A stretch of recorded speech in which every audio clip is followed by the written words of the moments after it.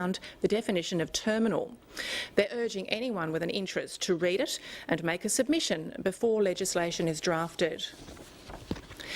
Tasmania's World Heritage Area recently celebrated its 30th anniversary and it's set for expansion.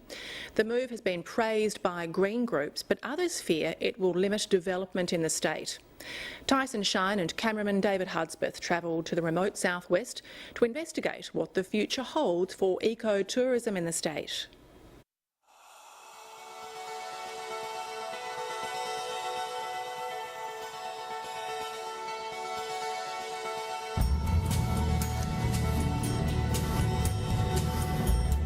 Over summer, the isolated outpost of Melaleuca in the southwest World Heritage Area is a busy place. There are usually daily tourist flights. It's the perfect nature to walk in, I think, and it's hard to find spots in the world like this. You can go to New Zealand easily, but walks here are different. The area's World Heritage status is a big part of the attraction. It's a remote area, World Heritage Area as well. It's 2 times the size of Belgium, all nature, and that's for us really great. Tourist flight operator Shannon Wells is hoping flights will become even more frequent now the company has reclaimed the lease on an eco camp tucked away on the shores of Bathurst Harbour. People want to come down here and not see infrastructure in place. They want to see what nature put here, all those years ago, and the Southwest can provide that. Cradle Mountain has infrastructure, Frasnay has infrastructure. Careful to leave a small footprint in the World Heritage Area, the company has a temporary camp. Everything, for whatever reason, if we had to dismantle it all, they have to be able to be dismantled. So everything can be ripped up, the boardwalk can be ripped up, the tent can all be ripped up and taken away relatively quickly.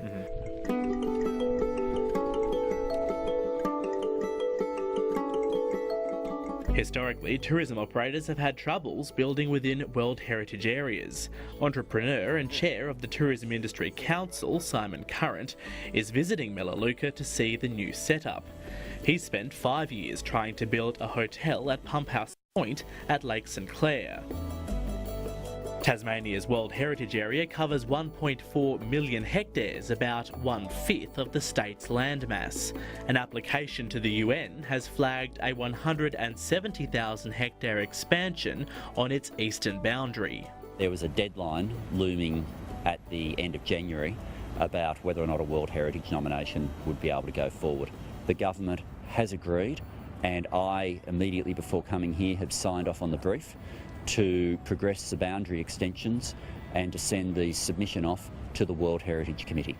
This is a very significant day in terms of the protection of forests within Australia and specifically here within Tasmania. Simon Current is not sure it's good for tourism, despite an assurance from Mr Burke that tourism development will be allowed in the area. Well, it was heartening that Minister Burke has agreed that there should be commercial development within World Heritage areas. And so that is a step forward. But he needs to actually implement that and make sure it happens and create the way to let it happen. And it doesn't appear that that's what's happening at the moment.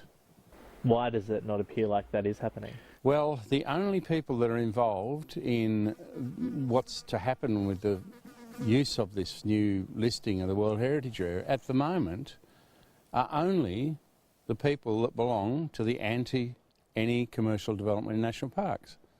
So he's got to change that. What he has to do is say, no, this should not be solely the domain of those anti-everything brigade, which it is at the moment. Federal Greens leader Christine Milne is against any development in World Heritage areas and national parks. Our own experience with Strawn shows that. At the time we originally succeeded in getting the World Heritage Area, there was a lot of talk about moving and putting development upriver. We argued at the time you needed to maximise local jobs, local opportunities by developing an access node outside. That's what happened over there, and that's what we should be considering. National parks are about nature conservation. They're about nature conservation and nothing else. And If we can have tourism opportunities outside the parks, I can't see why everybody can't be happy. Once you start putting them inside parks, then you've got all sorts of problems.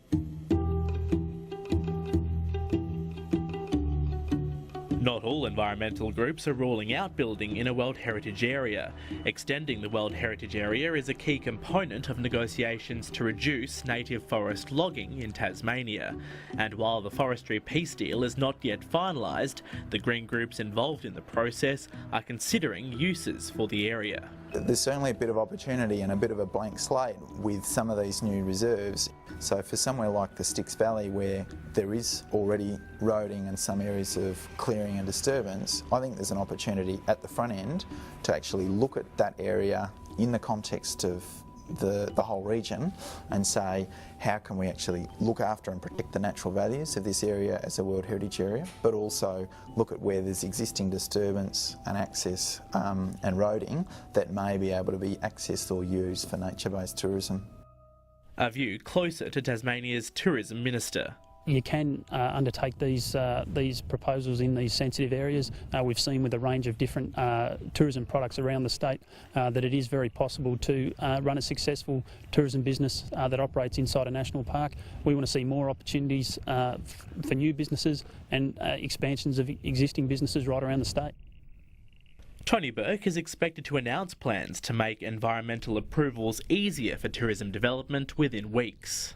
The sheer remoteness of Melaleuca is already proving a boon for tourism. About 800 people flew in here last month alone, and now with the proposed expansion of the World Heritage Site, tourism operators are hoping for an increase in the state marketing budget.